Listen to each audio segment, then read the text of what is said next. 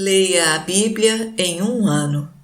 Queridos amigos, existem várias traduções das Sagradas Escrituras, com pequenas diferenças entre elas. Por favor, pegue a sua, não importa qual seja, e reze comigo.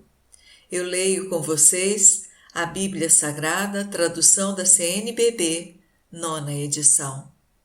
Divino Espírito Santo, descei sobre nós e iluminai-nos.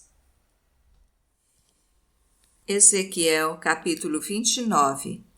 Contra o Faraó e o Egito. No 10º ano, no dia 12 do 10º mês, a palavra do Senhor me foi dirigida nestes termos: Filho do homem, volta o teu rosto contra o Faraó, rei do Egito, e profetiza contra ele e contra todo o Egito. Fala, assim diz o Senhor Deus: Eis que me ponho contra ti, Faraó, rei do Egito, crocodilo gigante, estatelado entre os braços do rio Nilo. Tu que dizes, o rio Nilo é meu, eu o fiz para mim. Enfiarei correntes em tuas mandíbulas e grudarei os peixes do teu Nilo em tuas escamas. Eu te retirarei do meio do Nilo, com todos os peixes grudados em tuas escamas. Eu te arremessarei no deserto, com todos os peixes do Nilo. Tombarás na superfície do campo, sem seres recolhido nem enterrado. Vou entregar-te como pasto aos animais da terra e às aves do céu.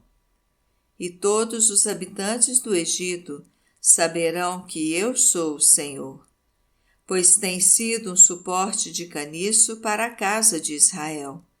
Toda vez que te seguravam, rachavas, rasgando-lhes a mão. Toda vez que sobre ti se apoiavam, quebravas, fazendo-lhes fraquejar os quadris.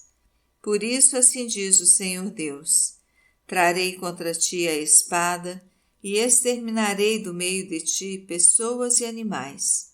A terra do Egito se tornará uma ruína desoladora. Assim saberão que eu sou o Senhor.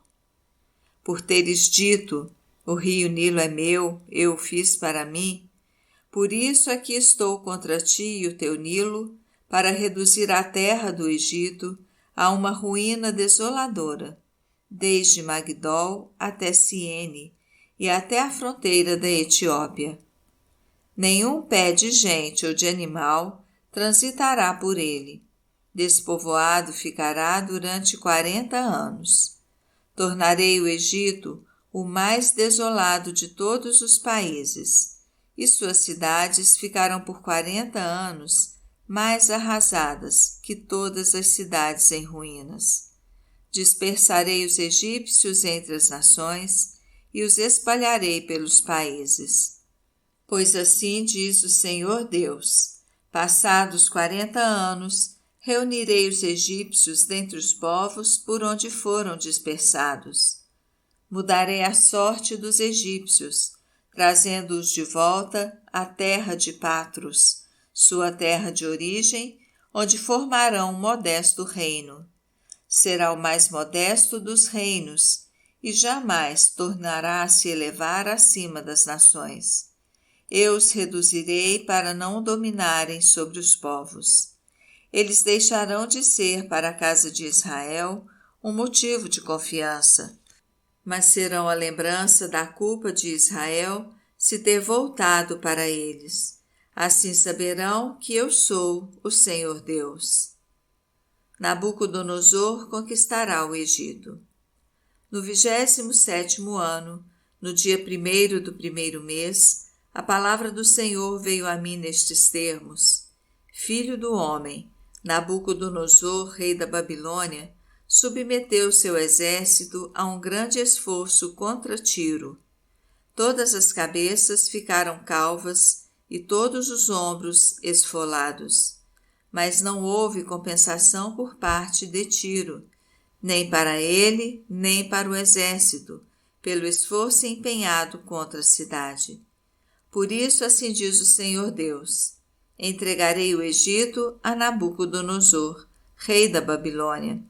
Ele arrebatará suas riquezas, saqueará e pilhará os despojos, que servirão de salário ao exército.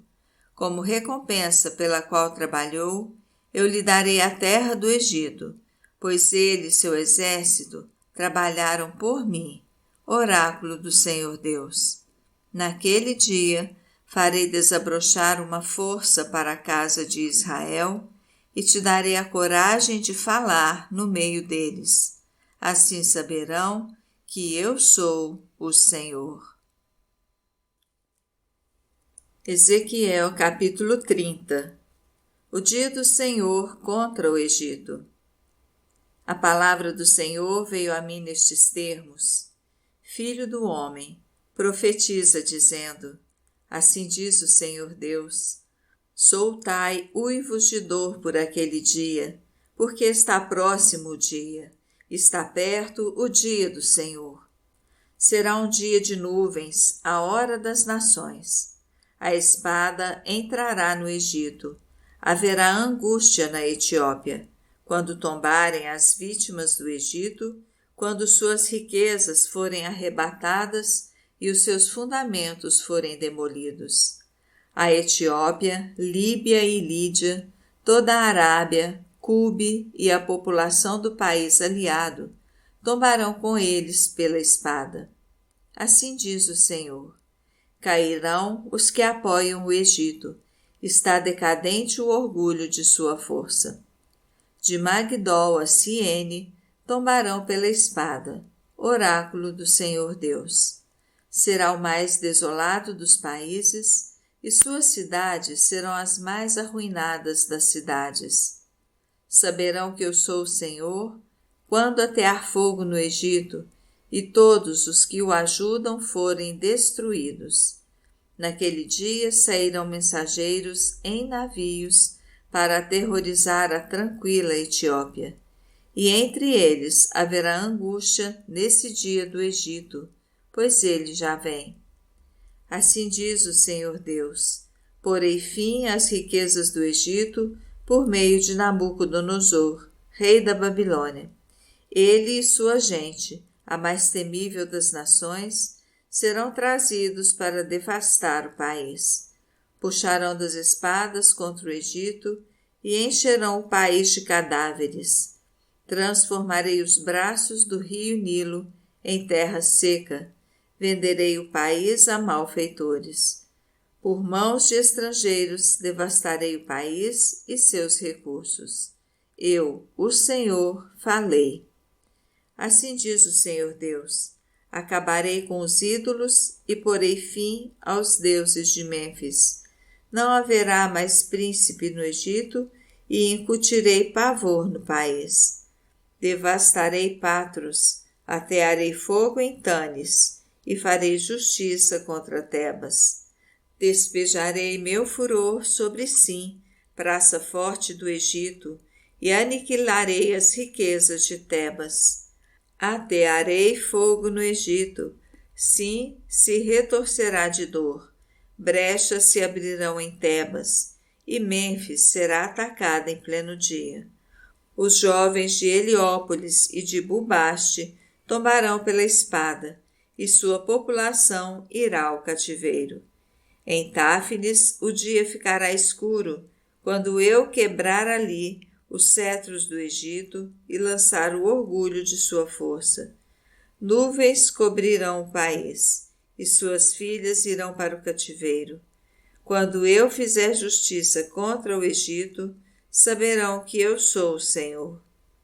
No 11º ano, no dia 7 do primeiro mês, a palavra do Senhor me foi dirigida nestes termos: Filho do homem, quebrei o braço do faraó, rei do Egito. Ninguém o enfaixou, nem aplicou remédios ou ataduras, a fim de recobrar forças e empunhar a espada. Por isso, assim diz o Senhor Deus: aqui estou contra o faraó, rei do Egito.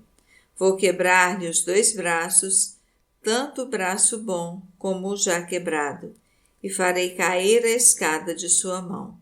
Dispersarei os egípcios entre as nações e os espalharei entre os países.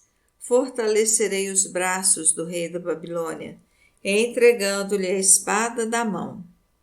Assim, quebrarei os braços do faraó, que gemerá diante dele como alguém mortalmente ferido. Fortalecerei os braços do rei da Babilônia, enquanto os braços do faraó tombarão. Saberão que eu sou o Senhor, quando entregar minha espada em poder do rei da Babilônia, e ele a estender contra o Egito. Quando eu dispersar os egípcios entre as nações e os espalhar entre os países, saberão que eu sou o Senhor. Sabedoria, capítulo 14, versículos 12 ao 31. Os ídolos de forma humana. Pois o princípio da prostituição é a invenção dos ídolos e sua descoberta foi a corrupção da vida. Eles não existiam desde o princípio e não existirão para sempre. Pela vanglória das pessoas é que essas coisas foram introduzidas no mundo, e por isso também seu fim é imediato. Um pai, sofrendo com o luto amargo, manda fazer a imagem do filho que lhe fora prematuramente arrebatado. A seguir, começa a cultuar como a um deus aquele que então havia falecido como simples mortal, e transmite a seus dependentes cerimônias e sacrifícios. Depois, com o andar do tempo, o iníquo costume, afirmando-se, passa a ser observado como lei, e por ordem dos soberanos, começa-se a cultuar suas imagens. Como as pessoas não podiam honrá-los em presença, pelo fato de estarem longe, tornaram presente a sua figura distante, fazendo uma imagem visível do rei a quem desejavam honrar. Podiam, assim, com seu zelo, cultuar como presente aquele que de fato estava ausente. Para o incremento desse culto, a exímia diligência do artista impeliu também os que não o conheciam, porque desejando talvez agradar aquele que o havia contratado, o artista esmerou-se com a sua arte por dar à imagem a melhor aparência possível. E uma multidão de pessoas, seduzidas pela beleza da obra, agora consideram como Deus aquele que pouco antes fora honrado como homem. Tal é a ilusão da vida humana, levados, quer pela fatalidade, quer pela submissão aos reis, os homens deram à pedra e à madeira o nome incomunicável. Consequência da idolatria. Além disso, não bastou o terem errado sobre o conhecimento de Deus, mas ainda, vivendo no grande conflito da sua ignorância, chamam de paz a tantos e tão grandes males, porque, ou sacrificando os próprios filhos, ou fazendo sacrifícios obscuros, ou entregando-se a vigílias cheias da loucura de ritos estranhos, já não conservam puros nem a vida, nem o casamento, mas um mata o outro à traição ou o ultraja com o adultério. E tudo está interligado: sangue e homicídio, furto e mentira, corrupção e infidelidade, perturbação e perjúrio, inversão de valores, esquecimento dos benefícios, corrupção das almas, perversão sexual, desordem nos casamentos, adultério e falta de pudor. Pois o culto dos ídolos inomináveis é o princípio, a causa e o fim de todo mal. Enquanto se divertem, praticam loucuras ou vaticinam falsidades, ou vivem na injustiça e perjuram com leviandade. Porque acreditam em ídolos inanimados, esperam não serem prejudicados ao jurarem falso. Ambas as coisas, porém, lhes caberão em castigo, porque pensaram mal de Deus reverenciando os ídolos e com malícia juraram falso, desprezando a santidade. Pois não é o poder daqueles por quem juraram, mas a pena devida aos pecadores, que persegue sempre a transgressão dos injustos. Carta a Tito, capítulo 1. Saudação. Paulo, servo de Deus e apóstolo de Jesus Cristo, para levar os eleitos de Deus à fé e ao conhecimento da verdadeira piedade, na esperança da vida eterna, desde tempos imemoráveis, prometida por Deus que não mente, e no devido tempo, Deus, nosso Salvador, manifestou a sua palavra, através da proclamação que por ordem sua me foi confiada. A Tito, meu verdadeiro filho na fé comum, graça e paz da parte de Deus Pai e do Cristo Jesus, nosso Salvador. Missão de Tito em Creta, organização eclesiástica.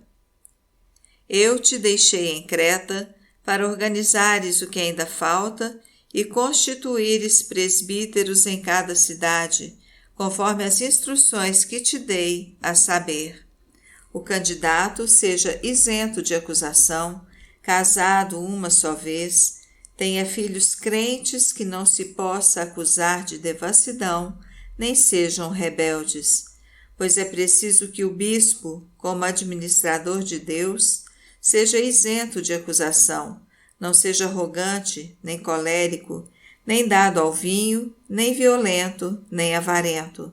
Seja, pelo contrário, hospitaleiro, amigo do bem, prudente, justo, piedoso, disciplinado, apegado à palavra digna de fé, segundo o ensinamento, a fim de ser capaz tanto de exortar na sã doutrina, como de refutar os que a contradizem.